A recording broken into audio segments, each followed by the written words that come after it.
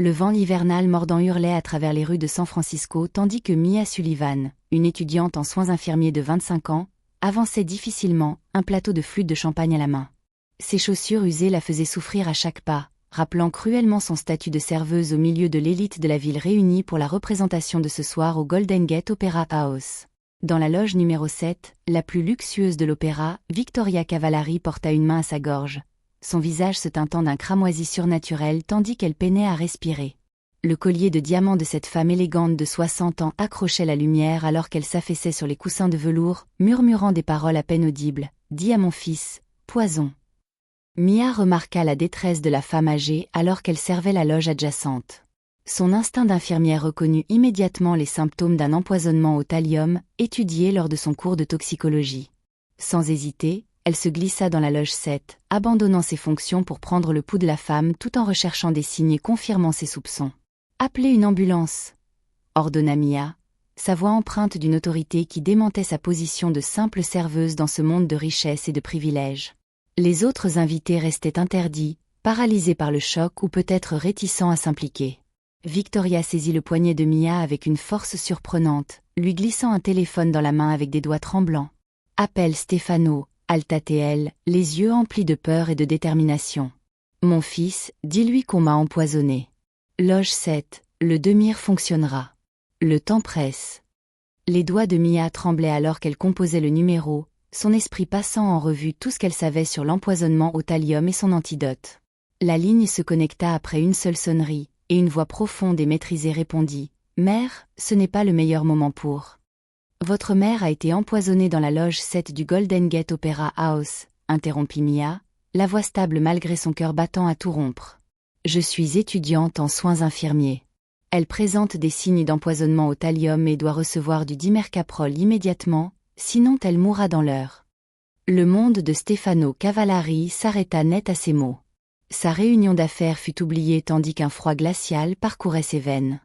L'homme de 30 ans se leva de son fauteuil en cuir, faisant un geste sec à ses associés pour qu'ils évacuent la pièce tout en passant l'appel en haut-parleur. « Qui êtes-vous et comment avez-vous identifié un empoisonnement au thallium » exigea-t-il, tout en faisant signe à son chauffeur à travers la paroi vitrée de son bureau. Bien que la santé de sa mère soit sa seule préoccupation, cet inconnu, avec ses connaissances médicales précises, représentait une énigme qu'il ne pouvait ignorer. « Je suis Mia Sullivan, étudiante en 2e année de soins infirmiers au SF Général, » répondit-elle rapidement, tout en pressant 2 doigts contre le poignet de Victoria pour surveiller son pouls faiblissant. « Restez avec elle, » ordonna Stefano, sa voix ne laissant aucune place à la négociation alors que le moteur de sa voiture rugissait en arrière-plan. « J'arrive dans 8 minutes avec l'antidote.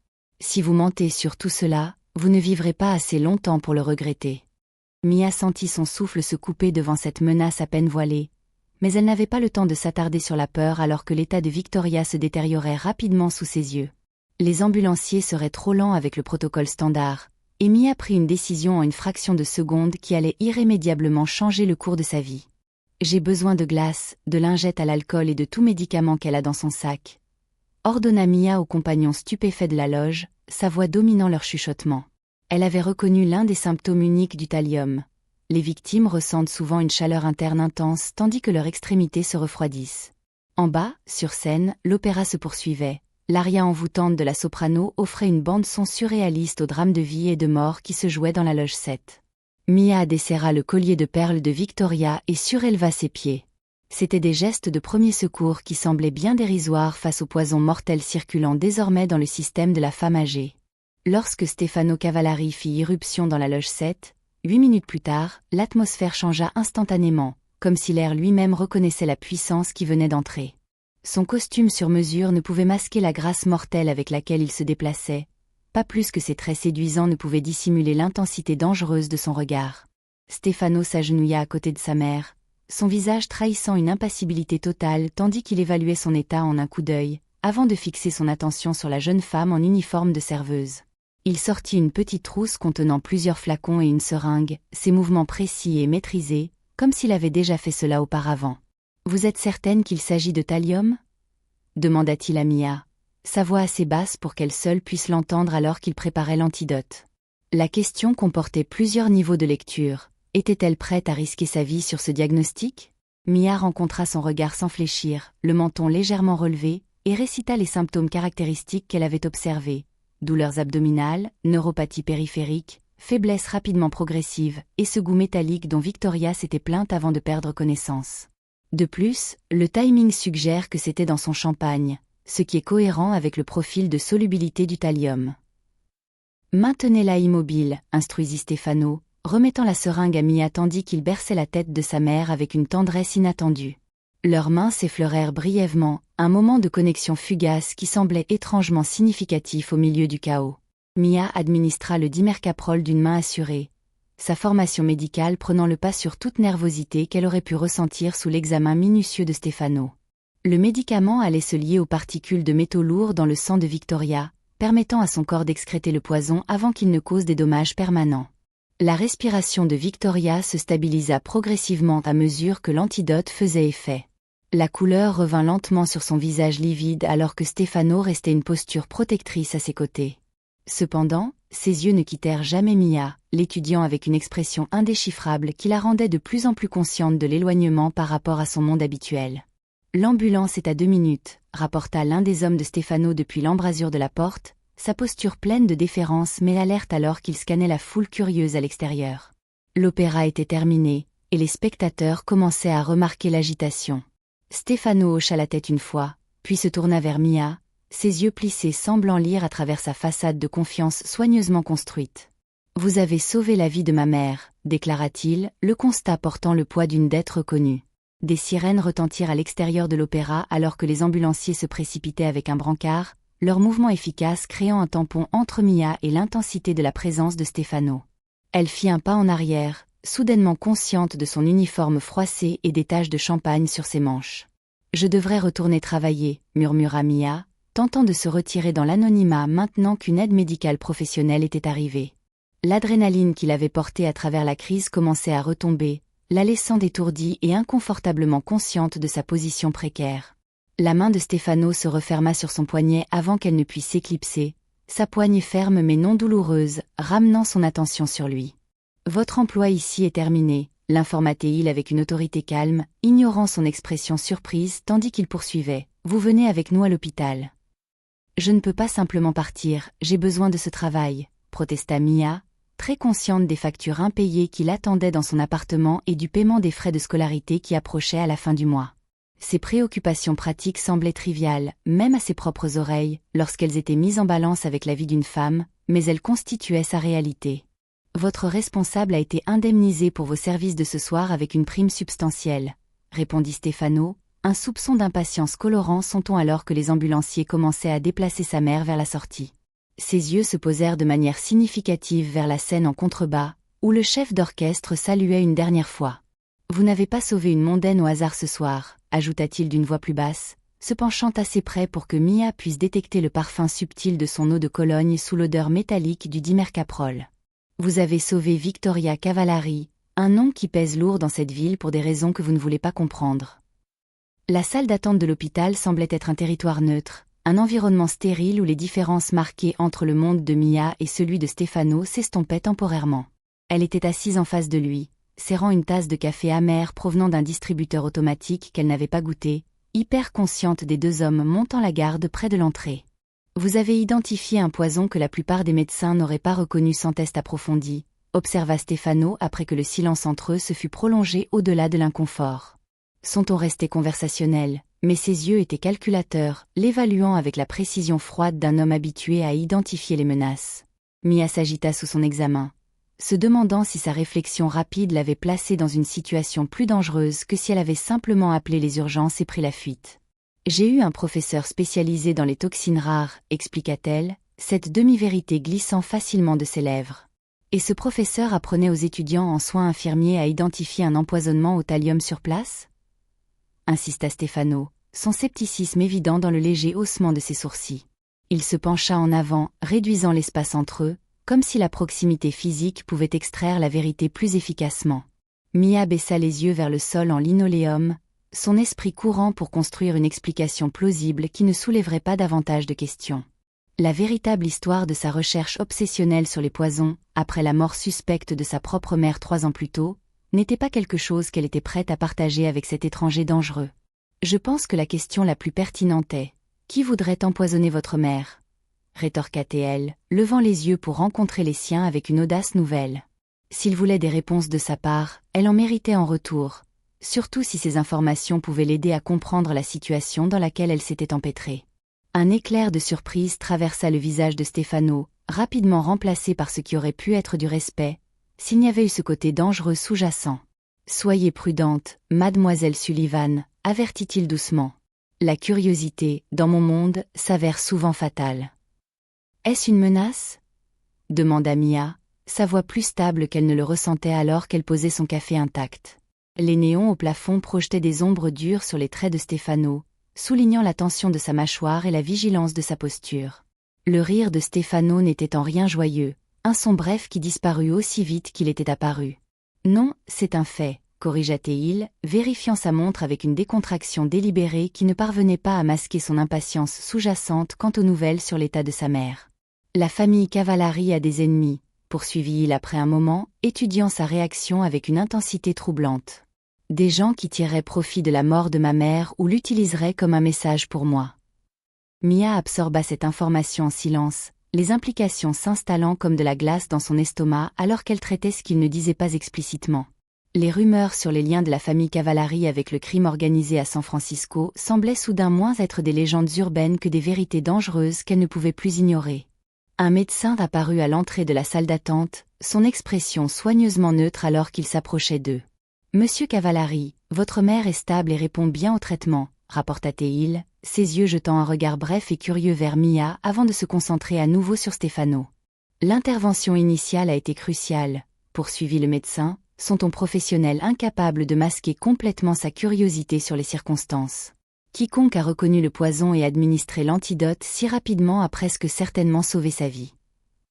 Stefano hocha la tête une fois, congédiant le médecin d'un geste avant de se retourner vers Mia.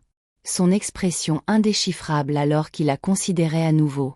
La connexion ténue formée dans la crise s'était transformée en quelque chose de plus complexe. Une dette à payer, des informations partagées et des questions soulevées auxquelles aucun des deux ne pouvait facilement échapper. « J'ai besoin de tout savoir sur ce soir », affirma-t-il plutôt qu'il ne demanda, son ton signifiant clairement qu'il ne s'agissait pas d'une requête. Chaque personne qui s'est approchée de la loge 7, chaque serveur qui a manipulé sa nourriture et ses boissons. Chaque détail que vous avez remarqué avant qu'elle ne s'effondre. 3 jours après l'incident, Mia déverrouilla la porte de son petit studio dans le Mission District, se figeant à la vue de Stefano Cavallari assis à sa minuscule table de cuisine. La lumière au plafond projetait des ombres sur ses traits marqués tandis qu'il étudiait ses manuels d'infirmière avec un intérêt désinvolte. La plupart des gens frappent, parvint-elle à dire, lâchant ses clés dans la coupelle en céramique près de la porte tout en cataloguant mentalement les voies d'évacuation possibles. Le contraste entre son costume ajusté et ses meubles d'occasion rendait la pièce encore plus petite que ses dimensions déjà modestes. « Précaution de sécurité », répondit Stefano sans excuse, en faisant signe vers la chaise vide en face de lui, comme s'il était l'hôte plutôt que l'intrus.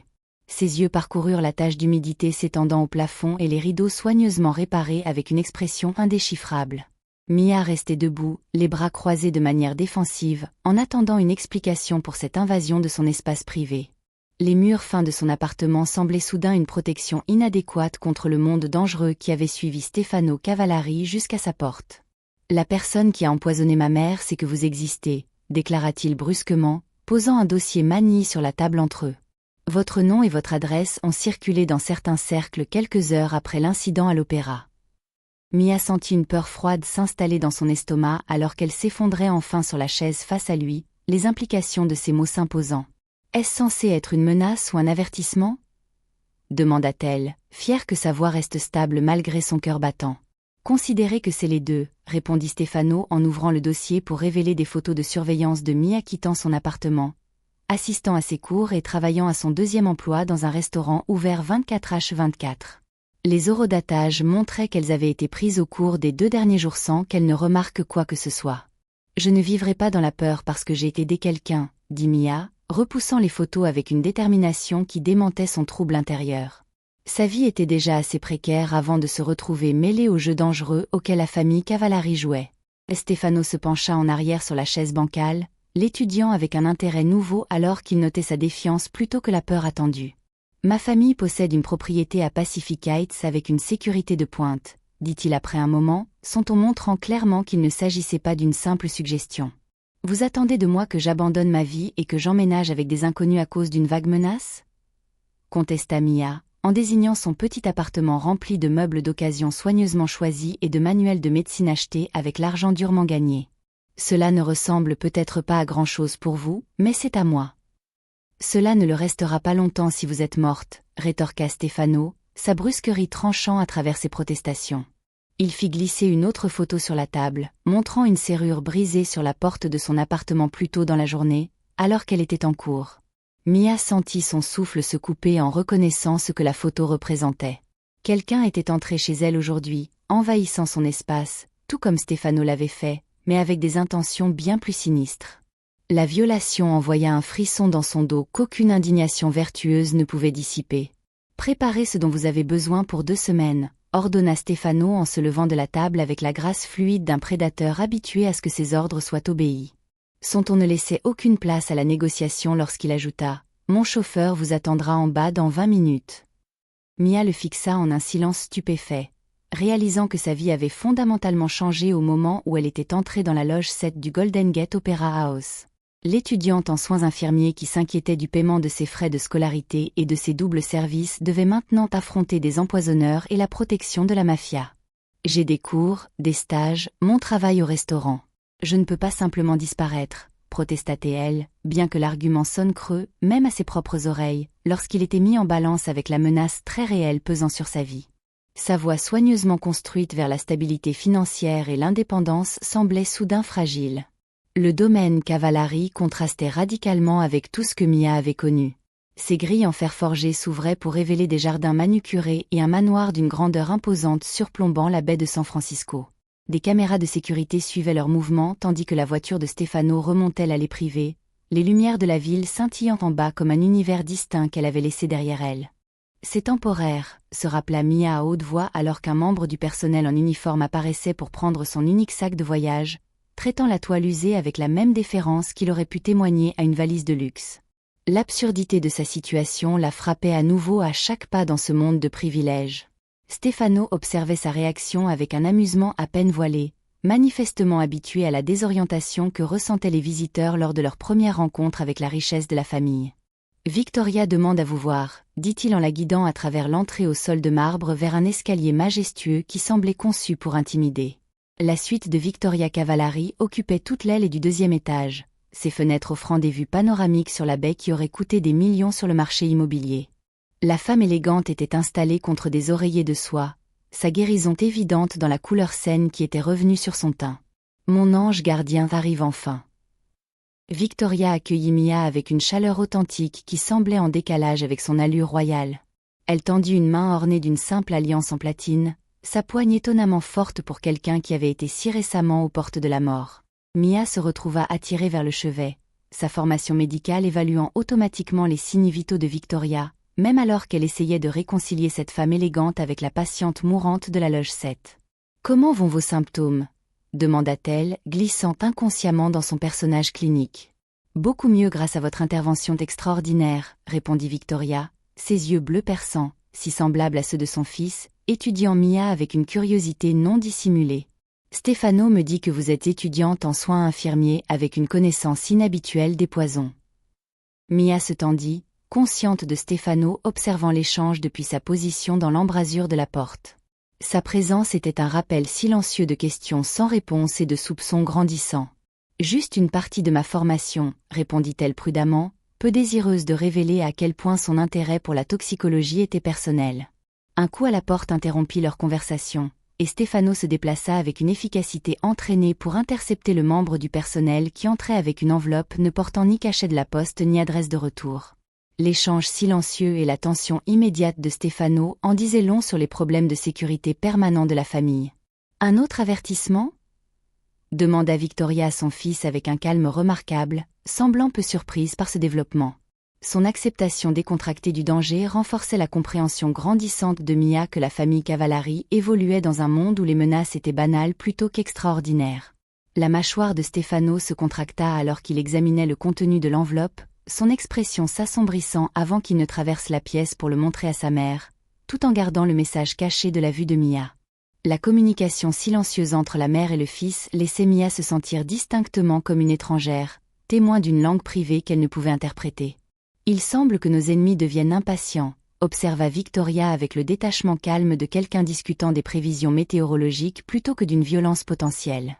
Elle se tourna vers Mia avec un intérêt renouvelé, ajoutant « Et ils sont tout à fait curieux à votre sujet, ma chère. » Mia sentit un frisson parcourir son dos aux paroles de Victoria, soudainement consciente qu'elle avait été entraînée dans quelque chose de bien plus dangereux qu'elle ne l'avait initialement compris. « Pourquoi quelqu'un s'intéresserait-il à moi ?» demanda-t-elle, sa voix à peine au-dessus d'un murmure dans la pièce opulente. « Parce que vous avez empêché un assassinat soigneusement orchestré, » répondit Stefano brusquement, glissant le message mystérieux dans sa poche alors qu'il s'approchait d'eux. « Et parce qu'ils ne savent pas comment vous avez pu reconnaître le poison si rapidement. Une question que j'examine encore moi-même. Je vous ai dit que cela faisait partie de ma formation en toxicologie, insista Mia, le mensonge paraissant creux même à ses propres oreilles. Ses doigts traçaient inconsciemment le contour du médaillon caché sous son pull, celui qui contenait la seule photo de sa mère qui lui restait. La robe de soirée noire que Mia trouva étalée sur son lit d'invité une semaine plus tard semblait se moquer d'elle par son élégance et sa dépense évidente. La note manuscrite à côté, dans l'écriture raffinée de Victoria, n'offrait aucune possibilité de refus. Le gala annuel de l'hôpital pour enfants ce soir. Votre présence est attendue. Je ne peux pas accepter cela, protesta Mia lorsque Victoria entra dans la chambre quelques minutes plus tard, la guérison de la femme âgée évidente dans ses mouvements gracieux et la teinte saine sur ses joues. La semaine passée sous le toit des Cavallari avait fait peu pour diminuer l'inconfort de Mia face à leurs étalages décontractés de richesse. Victoria rejeta l'objection de Mia avec un sourire doux mais ferme qui ne supportait aucune réplique. Considérez cela comme pratique plutôt qu'extravagant.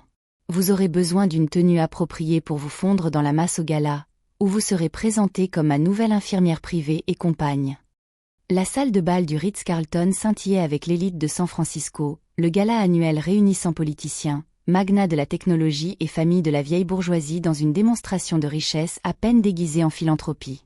Mia se sentait douloureusement visible malgré la robe de créateur et la coiffure professionnellement stylisée qui transformait son apparence extérieure. « Souvenez-vous, vous êtes ici en tant que famille ce soir », murmura Victoria alors qu'elles entraient dans l'événement, son bras lié au sien dans un geste qui semblait affectueux, mais qui servait à guider la jeune femme à travers le terrain social inconnu. La protection implicite dans le geste n'échappa pas à Mia. Stefano se matérialisa à leur côté avec l'efficacité silencieuse qui perturbait toujours Mia après une semaine dans sa maison, sa tenue de soirée accentuant l'élégance dangereuse qui le distinguait, même dans ce rassemblement de personnes puissantes. Sa main se posa brièvement dans le creux de son dos, l'orientant ostensiblement, mais la revendiquant efficacement devant la foule observatrice. « Jouez le jeu », chuchota-t-il contre son oreille alors qu'il la dirigeait vers un groupe d'hommes dont les costumes coûteux ne pouvaient masquer leurs évaluations prédatrices de la pièce. Ce sont des associés qui s'attendent à rencontrer la sauveuse de ma mère et possiblement son tueur potentiel. Le pouls de Mia s'accéléra alors que la compréhension s'imposait. Ce n'était pas simplement une obligation sociale, mais un mouvement délibéré dans le jeu dangereux auquel jouait la famille Cavallari. « Vous m'utilisez comme appât », accusa-t-elle dans un sifflement chuchoté, maintenant son sourire pour le bénéfice des yeux qui les observaient. « Je préfère penser à cela comme un positionnement stratégique », rétorqua Stefano doucement, sa poigne sur sa taille se resserrant imperceptiblement à mesure qu'ils approchaient du groupe qui les attendait. « Observez leur réaction quand je vous présenterai. La culpabilité laisse des traces que même le menteur le plus exercé ne peut dissimuler. » Les présentations passèrent dans un flou de noms inconnus et de regards calculateurs. Les nerfs de Mia s'étirèrent jusqu'au point de rupture alors qu'elle cherchait le moindre signe de reconnaissance ou d'hostilité parmi les visages assemblés. Elle se surprit à se pencher vers la présence solide de Stefano malgré sa colère antérieure, cherchant instinctivement la sécurité sur ce territoire inconnu. « Puis-je vous emprunter votre charmante compagne pour une danse ?» demanda l'un des hommes à Stefano après que les formalités eurent pris fin, son sourire n'atteignant pas tout à fait des yeux qui avaient évalué Mia avec une intensité inconfortable tout au long des présentations. Le côté prédateur de sa courtoisie fit dresser les poils sur ses bras. « Je crains que mademoiselle Sullivan n'ait promis cette danse à moi », répondit Stefano avec une autorité décontractée qui cachait l'acier sous ses mots. Sans attendre de réponse, il guida Mia vers la piste de danse avec une aisance entraînée qui n'admettait aucune opposition. Mia se retrouva tirée dans les bras de Stefano alors que l'orchestre commençait une valse, sa main posée de façon possessive sur son dos alors qu'il la guidait à travers des pas qu'elle n'avait jamais appris, mais qu'elle parvenait, d'une manière ou d'une autre, à suivre sous sa direction. Cet homme, Auguste Bianc, a des liens avec toutes les entreprises criminelles de la ville, l'informaté-il, ses lèvres proches de son oreille sous le prétexte de l'intimité. Y compris les vôtres? Contesta Mia, la question glissant avant qu'elle ne puisse reconsidérer la sagesse d'antagoniser l'homme actuellement responsable de sa sécurité. La semaine passée dans le foyer des Cavallari avait révélé des aperçus d'opérations qui n'étaient certainement pas des entreprises légitimes. Le rire de Stefano contenait un amusement authentique plutôt que de l'offense face à son audace. Vous commencez à comprendre notre monde, Mia Sullivan, observa-t-il, la faisant tournoyer avec grâce avant de la tirer plus près que strictement nécessaire pour la danse. Oui, y compris le mien, ce qui est précisément la raison pour laquelle il est un suspect principal. Le lendemain matin du gala, Mia se réveilla dans une maison vide, l'agitation habituelle du personnel notablement absente alors qu'elle parcourait les couloirs silencieux. Une seule note sur le comptoir de la cuisine, dans l'écriture précise de Stefano, lui donnait pour instruction de ne pas quitter la propriété sous aucun prétexte jusqu'à son retour. Ses instincts d'infirmière crépitèrent d'inquiétude alors qu'elle vérifiait la suite de Victoria, la trouvant également abandonnée avec des signes de départ précipités. Une boîte à bijoux ouverte, des portes de placard, un bocal et une tasse de thé à moitié terminée, devenue froide sur la table de chevet. L'ordre soigneusement maintenu du foyer Cavallari avait été perturbé par quelque chose d'urgent. Le téléphone de Mia vibra avec un SMS entrant d'un numéro inconnu. Nous avons ce que Cavallari valorise le plus. Venez seul au Pier 38, entrepôt C. 1 heure. En pièce jointe, une photo de Victoria liée à une chaise. L'horodatage montrait qu'elle avait été prise il y a à peine 20 minutes. La panique monta dans la gorge de Mia alors qu'elle tentait sans succès de joindre Stefano. Chaque sonnerie sans réponse augmentait sa certitude que quelque chose avait tourné à la catastrophe. Le personnel de sécurité avait disparu avec la famille, la laissant isolée dans la maison massive avec une décision impossible à prendre. C'est évidemment un piège, marmonna-t-elle pour elle-même, faisant les 100 pas sur les sols de marbre de l'entrée tout en serrant son téléphone comme une bouée de sauvetage. Pourtant, l'image de Victoria, la femme qui l'avait accueillie sans question et protégée des menaces anonymes, la poussa vers une ligne de conduite qui défiait toute logique. 47 minutes plus tard, Mia se tenait devant l'extérieur usé de l'entrepôt C, le son des vagues qui clapotaient et des sirènes de brume lointaine créant une bande-son effrayante à ce qui était presque certainement une erreur catastrophique. Et ses vêtements d'infirmière, les seuls qui semblaient authentiques pour elle dans cette situation, n'offraient aucune protection contre le vent mordant venant de la baie ou ce qui l'attendait à l'intérieur. « Entrez, mademoiselle Sullivan », appela une voix depuis la porte de l'entrepôt entr'ouverte, la confiance décontractée suggérant qu'ils n'avaient jamais douté de sa venue malgré l'absurdité de leur demande. « Victoria Cavallari est assez anxieuse de vous voir. Elle a été très insistante sur vos connaissances médicales spéciales. » Mia entra dans l'espace caverneux, momentanément aveuglée par la transition de la lumière vive du matin à l'intérieur sombre, éclairée seulement par des fenêtres poussiéreuses placées haut sur les murs. L'écho de ses pas sur le béton annonça sa présence plus efficacement que n'importe quelle introduction. Alors que ses yeux s'adaptaient, elle distingua Victoria, assise exactement comme sur la photo, flanquée de 2 hommes dont les costumes chers ne pouvaient masquer leur nature mercenaire. Un troisième homme se tenait un peu à l'écart, Auguste Bianc du gala, son sourire prédateur désormais libéré sans les contraintes sociales qui l'avaient tempéré la veille. « Vous êtes venu seul. Comme c'est touchant », observa Bianc, tournant autour de Mia comme un requin sentant le sang dans l'eau. « Une telle loyauté envers une famille que vous connaissez à peine. Ou peut-être est-ce quelque chose d'autre qui vous attire vers les Cavallari ?» Mia l'ignora, se concentrant plutôt sur Victoria, dont l'expression composée révélait plus de force que de peur, malgré sa position compromise. « Êtes-vous blessé ?» demanda-t-elle directement, sa formation médicale évaluant automatiquement les signes visibles de la condition de la femme âgée. « Rien de grave, ma chère, » répondit Victoria avec une dignité remarquable, ses yeux communiquant quelque chose que Mia ne pouvait pas tout à fait interpréter. « Bien que je crois que M. Bianc ait des questions sur votre capacité remarquable à identifier les poisons, un talent qui a ruiné de manière assez spectaculaire ses plans prudents à l'opéra. » La façade plaisante de Bianc se durcit alors qu'il saisissait le bras de Mia, forçant son attention à revenir vers lui avec une pression douloureuse. En effet, une étudiante en soins infirmiers qui reconnaît miraculeusement un empoisonnement au thallium et apparaît avec l'antidote parfait semble assez suspecte, n'est-ce pas? Je ne sais pas ce que vous attendez de moi, répondit Mia, maintenant un calme qu'elle ne ressentait pas alors qu'elle cataloguait des armes improvisées potentielles à portée de main. L'entrepôt offrait peu au-delà de palettes d'expéditions éparpillées et d'équipements rouillés qui avaient connu de meilleures décennies. La vérité serait rafraîchissante, suggéra Bianca avec une plaisanterie feinte, faisant un signe à l'un de ses hommes, qui sortit une seringue remplie d'un liquide ambré. Peut-être que cela aidera à clarifier votre mémoire, un composé spécial qui délie les langues assez efficacement. Mia reconnut la couleur distinctive du pentothal sodique mélangé à un agent paralytique. Ses connaissances spécialisées se révélant une fois de plus dans le contexte le plus dangereux possible. Sérum de vérité avec un bloqueur neuromusculaire, identifia-t-elle automatiquement, se maudissant immédiatement alors que l'expression de Bianca se transformait avec un regain d'intérêt. Fascinant, murmura-t-il, l'étudiant avec le détachement clinique d'un scientifique observant un spécimen particulièrement intéressant. Vous continuez à confirmer mes soupçons sur votre expertise inhabituelle, mademoiselle Sullivan. Une expertise qui s'étend bien au-delà du cursus de soins infirmiers standard. La porte de l'entrepôt s'effondra avant que Bianca ne puisse poursuivre sa ligne de questionnement. L'intrusion soudaine fut accompagnée du bruit indubitable de coups de feu et de bris de verre. Mia se jeta instinctivement au sol alors que le chaos éclatait autour d'elle. Des années d'exercice d'urgence à l'hôpital fournissant une préparation inattendue à la violence. Stefano apparut à travers la brume de poussière et de confusion comme un ange vengeur, ses mouvements fluides et létaux alors qu'il neutralisait le garde le plus proche avec une efficacité terrifiante. Ses yeux trouvèrent Mia en premier, une évaluation momentanée confirmant qu'elle restait indemne avant qu'il ne tourne son attention vers sa mère.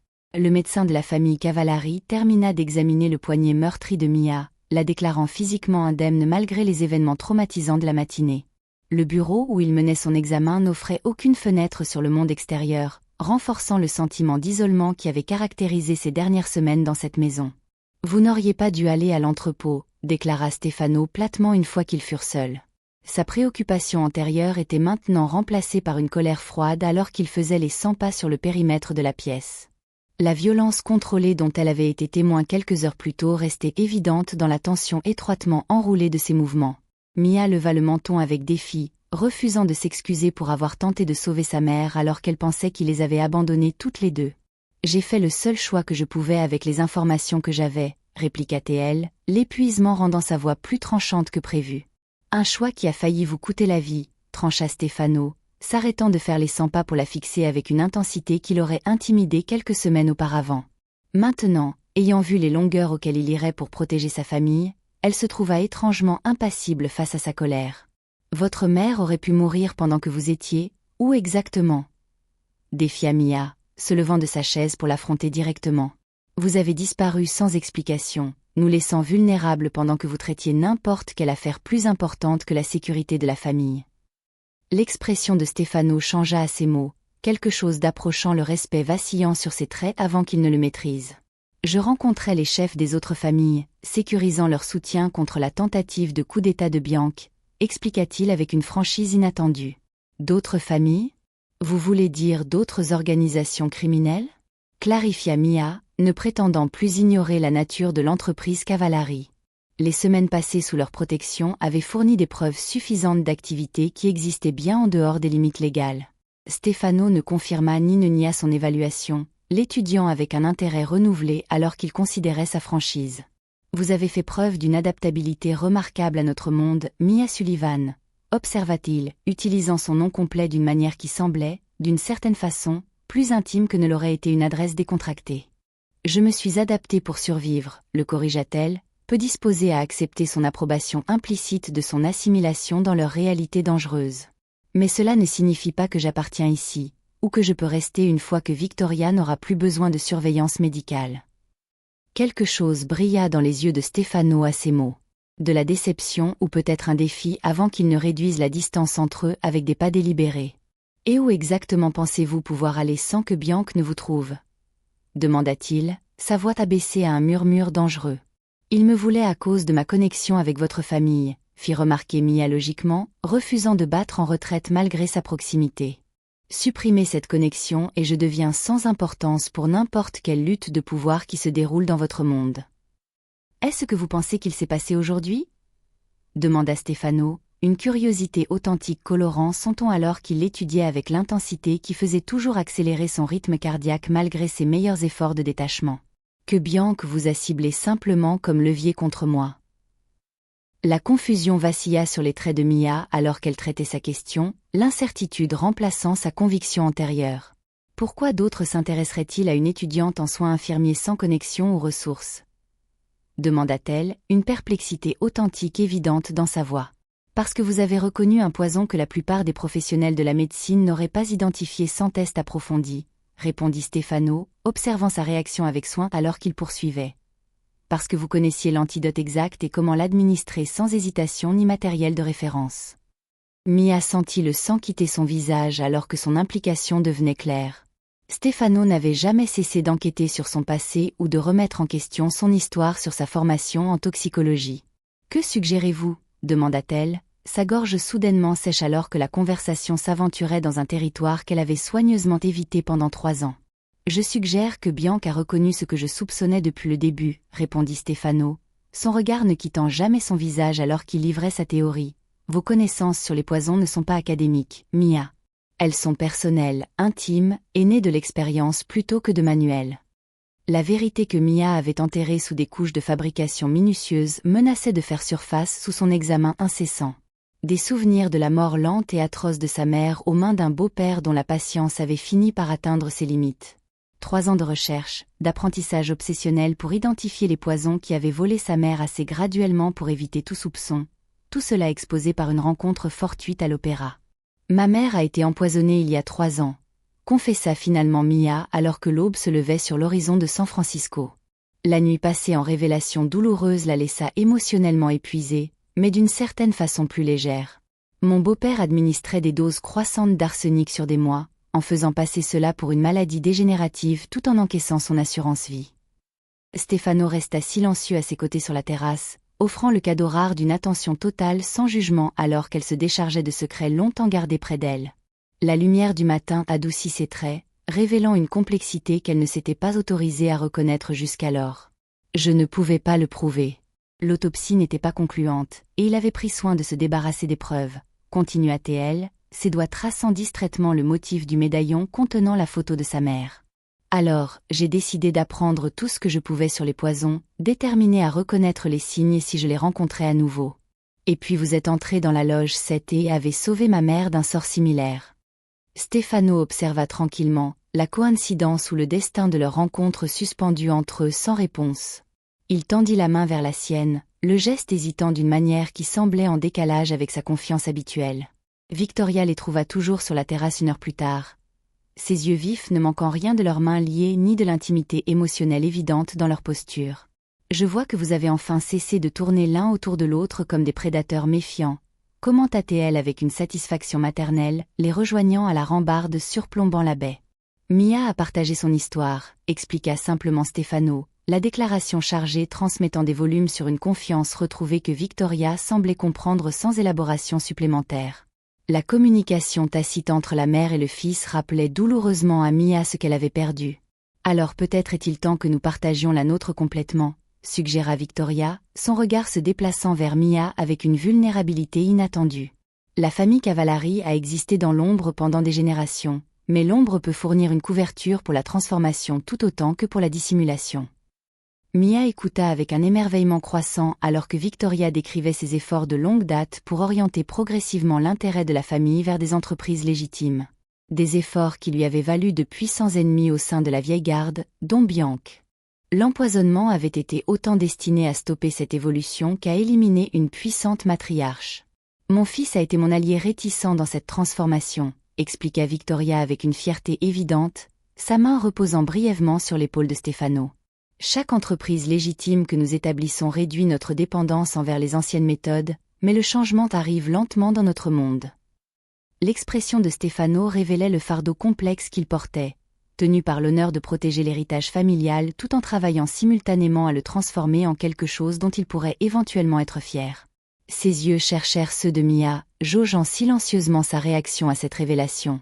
La fondation médicale que nous établissons a besoin d'une directrice avec votre combinaison unique de connaissances médicales et de convictions personnelles, poursuivit Victoria, observant Mia étroitement alors qu'elle présentait une opportunité qui semblait conçue précisément pour combler le gouffre entre le monde de Mia et le leur. Une fondation financée par l'argent d'opérations illégales ? Questionna Mia, incapable d'ignorer la complexité morale malgré son attirance pour l'offre et l'homme à ses côtés. Ses principes l'avaient défini trop longtemps pour être jetés avec désinvolture, malgré ses sentiments grandissants. Financés par nos avoirs légitimes, qui représentent maintenant 60% de nos actifs totaux, clarifia Stefano, son sens des affaires évident dans le chiffre précis. La fondation elle-même sera complètement transparente, soumise aux normes de surveillance et de conformité les plus strictes. Mia considéra la proposition, pesant l'opportunité de créer quelque chose de significatif à partir de la tragédie contre la réalité compliquée de la double existence de la famille Cavallari. J'aurais besoin d'une autonomie complète dans les décisions médicales, déclara-t-elle, se surprenant elle-même avec l'acceptation implicite sous-jacente à sa réponse conditionnelle. Absolument, accepta Victoria sans hésitation, un sourire connaisseur jouant au coin de sa bouche alors qu'elle regardait la compréhension se développer entre Mia et son fils. La fondation se concentrera sur l'identification et le traitement des victimes d'empoisonnement qui pourraient autrement ne pas être diagnostiquées. Des cas comme celui de votre mère qui passe à travers le dépistage médical conventionnel. 3 mois plus tard, Mia se tenait dans le hall du centre de recherche médicale Sullivan Cavallari, nouvellement établi, observant la plaque portant le nom de sa mère être dévoilée sous les applaudissements polis de l'élite de San Francisco. Le voyage de l'étudiante en soins infirmiers en difficulté à directrice de fondation semblait encore surréaliste par moments, une transformation aussi profonde que celle que vivait la famille Cavallari. Stefano apparut à ses côtés alors que la cérémonie se concluait, sa main trouvant la sienne avec la familiarité facile qui s'était développée entre eux pendant les mois intenses de planification. « Votre mère serait fière », murmura-t-il, comprenant la nature douce amère de ce triomphe mieux que quiconque. La loge 7 du Golden Gate Opera House a été réservée de façon permanente à votre nom, ajouta Stefano alors qu'il marchait vers la réception. La signification de l'endroit où leur monde était entré en collision n'échappait à aucun d'eux. Victoria insiste pour que nous l'utilisions pour l'ouverture de la saison le mois prochain. Merci à tous d'avoir suivi cette histoire. Si vous appréciez ces récits d'amour inattendus et de transformation, écrivez dans les commentaires depuis quelle partie du monde vous regardez. Et n'oubliez pas d'aimer, de vous abonner et de partager cette vidéo, car c'est votre soutien qui maintient ces histoires en vie.